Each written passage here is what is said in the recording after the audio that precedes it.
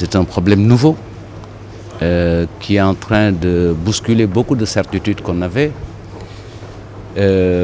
C'est une dynamique qui pose beaucoup d'inquiétudes et qui préoccupe.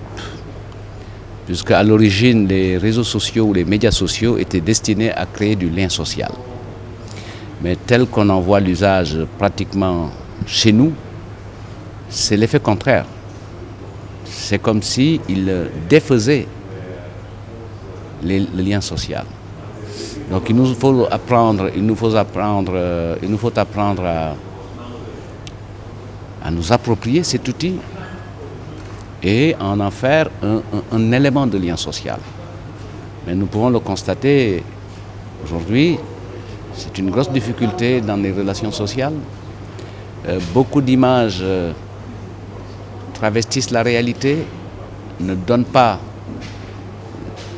à comprendre à partir de faits, mais procèdent de constructions qui sont en deçà ou au-delà de la vérité.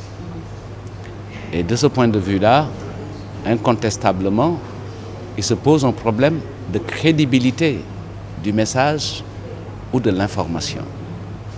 Et les parades que nous avons trouvées jusqu'ici, ce sont des processus de vérification à travers le fact-checking, qui est l'apanage des organes de presse, mais également la mise en place d'algorithmes pour essayer de faire un processus de vérification et de certification de l'information.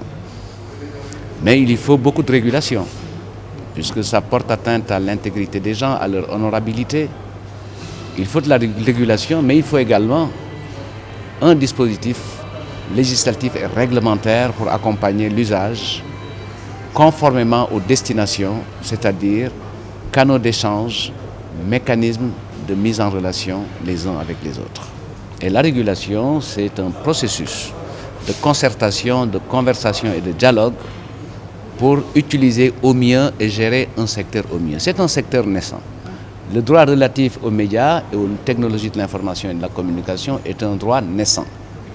Et il est vrai que l'esprit des lois, c'est toujours de procéder par autorisation, mais en même temps par interdiction.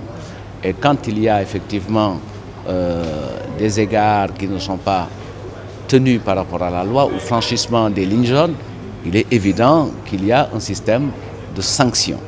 Donc, en mon sens, ce qui est important aujourd'hui, c'est d'abord que les citoyens, qui en sont les principaux usagers, accèdent à une formation critique pour avoir leur propre opinion, puisque l'axe d'intervention des fake news, ou en tout cas des médias sociaux, c'est d'avoir une action et un effet sur l'état de l'opinion.